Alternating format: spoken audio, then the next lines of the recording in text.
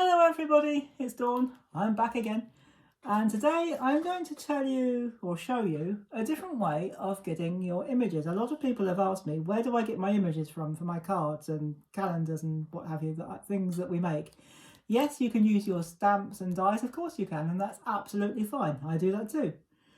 But some people haven't got dies and stamps or just want something different, and that's fine. If you haven't got them and you don't want them, that's fine. It's your crafting, you can use whatever you like. So I'm going to show you a couple of alternative ways. So for example, to get going on this project, this is, I'm not sure if you can see it from there. Oh, you can. I was just having a look in my screen. This is actually this year's calendar, 2023. Now, I brought this not for the calendar. I've already got a calendar for this year, but it's a wildlife calendar and it's got some gorgeous photographs in it. So just a word here, if you're going to use a calendar, just use it for personal. Don't use it for selling because you could be in breach of copyright for the pictures. So if you want to just make a card for a member of your family or a friend or a colleague, you can use this type of thing, but I wouldn't advise using them if you're selling your cards because you might find yourself in trouble with copyright laws. So this is just for this is for friends and families if you're doing it for fun, just for fun. So you could, as it's a wildlife calendar, as you can imagine, there are loads of lovely pictures in there.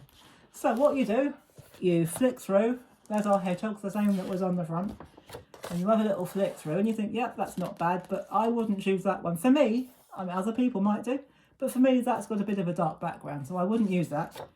And that badger, he's gorgeous, but not for this time, so we flick round and you think, oh, squirrel. Yeah, that's a good one, let's try that one.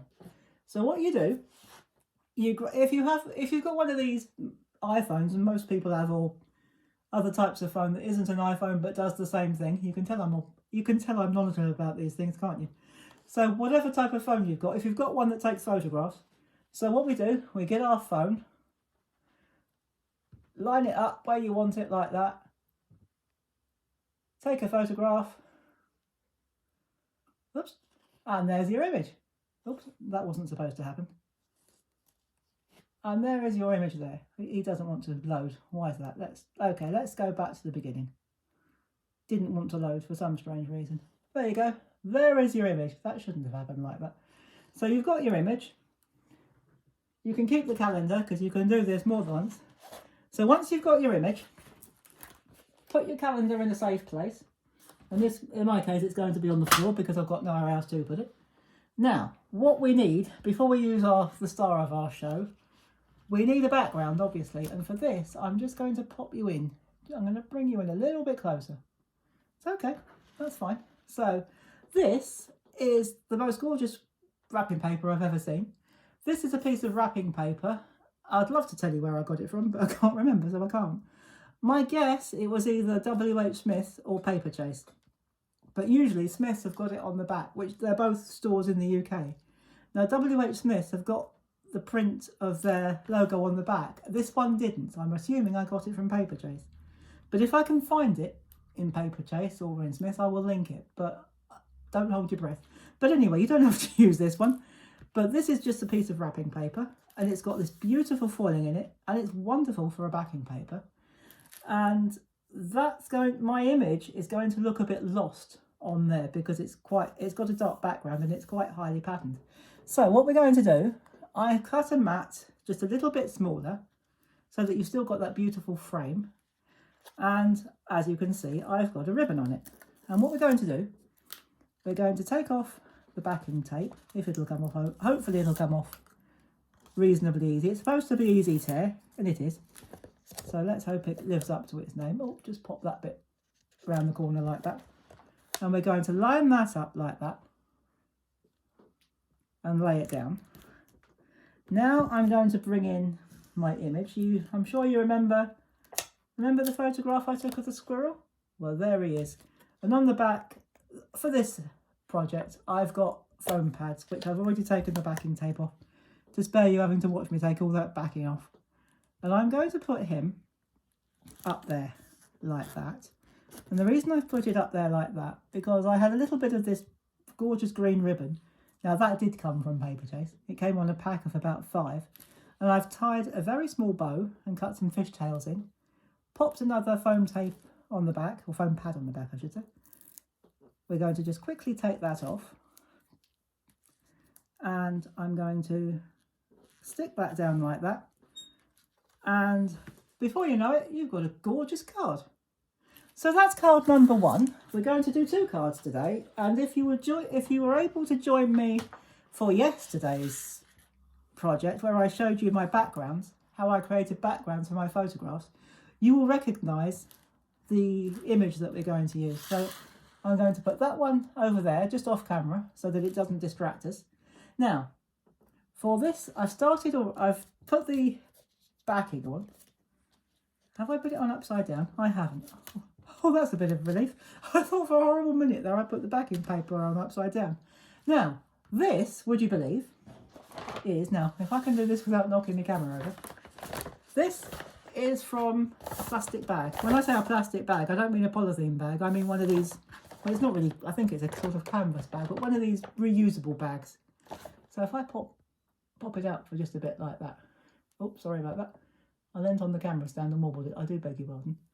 So that's one of these bags like that. It's got one of these nice fabric handles. And if I can fold it out without knocking the camera over, it's one of these huge bags that I think this one did come from WH Smith's. So I used that. So I'm just going to pop that on the floor as well and bring that back. So what I did, I'll bring you back in again so that you can see what we're up to. And so I just photographed a section of this and printed it. I did actually enlarge this to about a little bit bigger than a 5x7, put it on and then stuck it down with glue and then cut the edges off. That's how I get it nice and flush. So there's our backing paper already made, and that was a photograph from a gift bag. So that was easy. And then there's no ribbon on this one, by the way. And this is just a piece of plain red cardstock, nothing particularly fancy. But that's going to go over there like that. That's on foam tape, or foam pads, I beg your pardon. And our image is also on foam pads like that. But I'm sure you'll recognise it if you were able to join me yesterday for our backgrounds. These are my little gnomes that I've made, and I showed you how I photographed them to give them a Christmas background. So I just printed them off. I didn't do anything to them. There's no editing done here. I just photographed them, printed them off exactly as they are, in the size that they are on the photograph, which is about a 6x4, whatever. So 6x4 inches, and I've just printed it off exactly to that size and stuck it down. Nothing altered there. And the only thing I'm going to do extra is I have found in my stash a wonderful little sentiment that says Christmas wishes. And again, I've got foam tape or foam pads on the back, and that will fill that space brilliantly, absolutely perfect. So I'm just going to lay that down there like that and press it down like that. I do beg your pardon.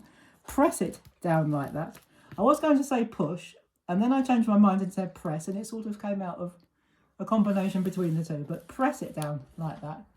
And there, from totally different sources, you've got 2 very acceptable greeting cards. So obviously if you're using your own images, you're more than free and welcome to sell your items. But if you're using images from something like a calendar, which you haven't produced images yourself, keep it for personal stuff. Otherwise, as I say, you could find yourself in trouble with copyright, and we don't want that. So there we go. This one was done from a calendar and from wrapping paper.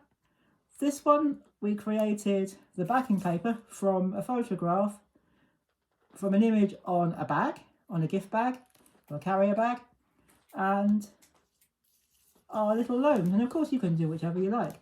And I just stuck a sentiment on the top or on the front, which I found which fits perfectly. So there you go, guys. There are just a couple of, or 2 or 3 different ways of finding images, whether it's for a background, like this, or your main image, like that. And of course you can add embellishments such as ribbons, sentiments, whatever you like. So if you have a look around your home, I bet you've got loads of stuff that you can use, whether it's ornaments that you can photograph, and now of course we have different ways of displaying it for our photographs, calendars, maybe photographs that you've got, anything you've got. I bet you've got loads of stuff. So have a look around, raid your stash.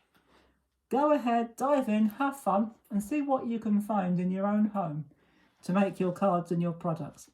And I'll see you again for our next one. And in the meantime, thank you so much for watching. Do take care, have fun, stay safe, and as always, happy crafting. Bye bye for now.